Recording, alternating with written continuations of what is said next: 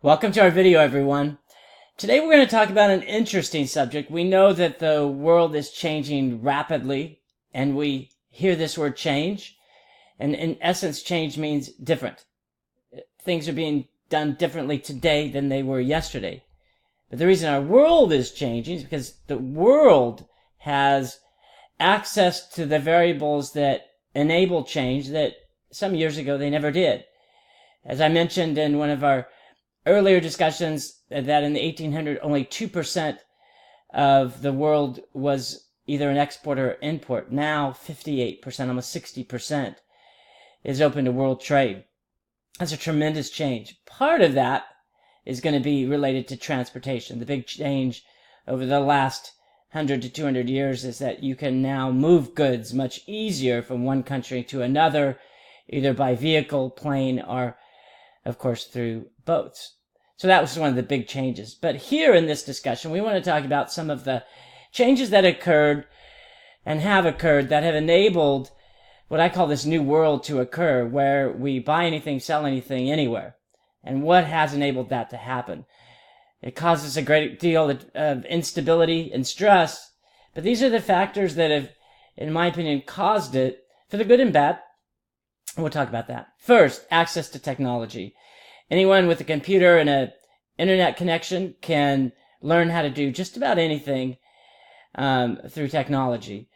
We see countries that some years ago may not have been at the forefront of technology, and today, because of their access to technology, has the access to the same amount of information that some of the more advanced countries do. So technology, in particular telecommunications and computerization, has really changed the very nature of our competition.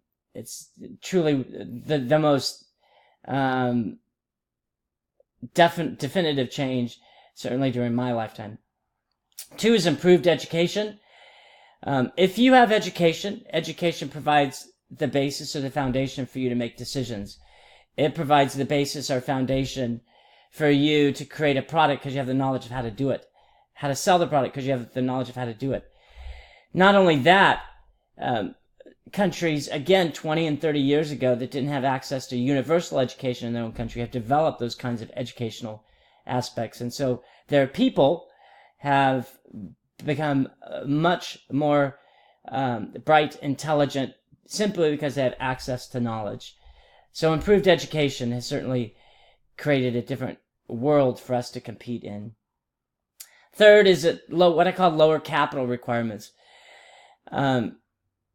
As with technology, as with knowledge, people can create businesses, even in the United States, with much less capital. You can create it out of your home.